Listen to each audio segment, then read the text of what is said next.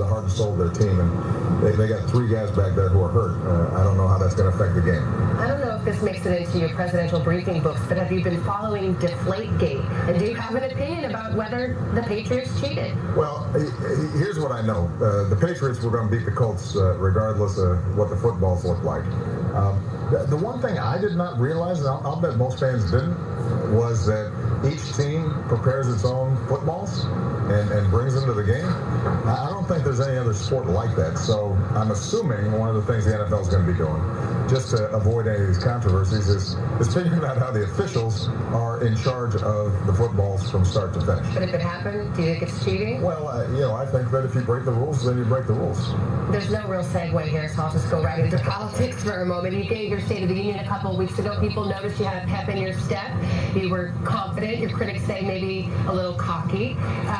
I guess the question is, your party lost in November, but you went in there with such swagger. Should you have been more conciliatory? Is it, to borrow football metaphor, is it kind of like you're the quarterback, you're doing the end zone dance when it's the other team that got the touchdown? Well, actually, nobody was doing the end zone dance. What we were talking about was the success that America's had in digging itself out of a really tough recession, and that's a celebration of the American people. That's not about politics.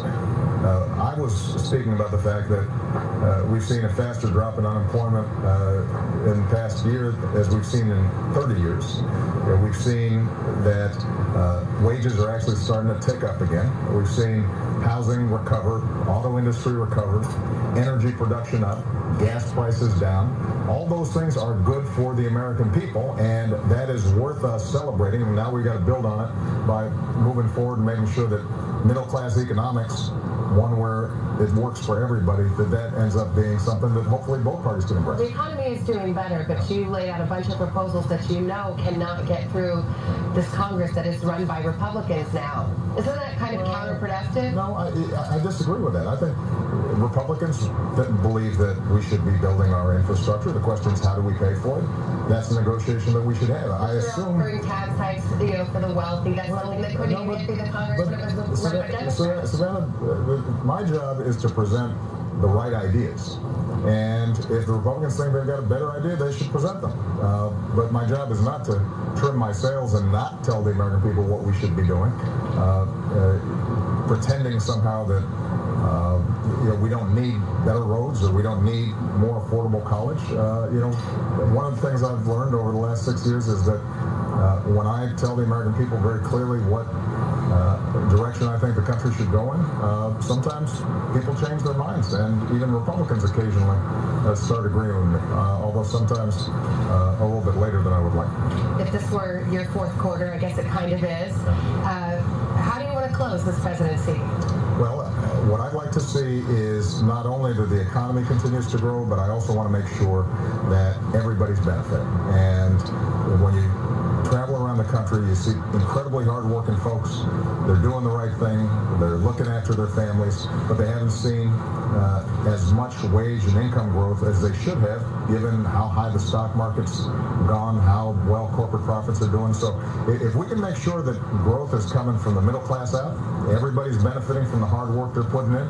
We've had 6 years to do that. Well, we've made progress coming off the worst financial crisis in our lifetimes. We're now, back in a really strong position. And I just want to make sure that in 2 years when we look back, we'll say not only that we recovered from that crisis, but actually we built the kind of foundation that ensures America does well for generations to come. All right, are we going to try to steer or what? This is the honey ale. Okay.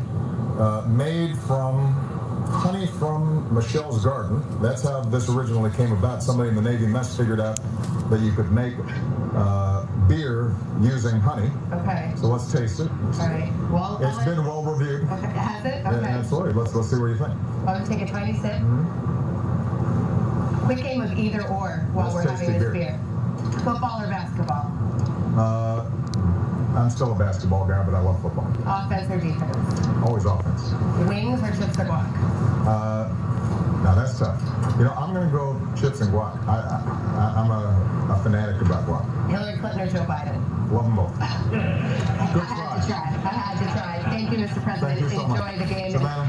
enjoy the beer. You should finish it before our full interview. It'll make it go smoother. I don't think that's going to happen, but thank you for the tease. Our full interview where we can talk about ISIS and whether it's really on the run is coming up tomorrow on the Today Show. For now, though, we'll have more coverage from Arizona and Super Bowl 49 right after these messages.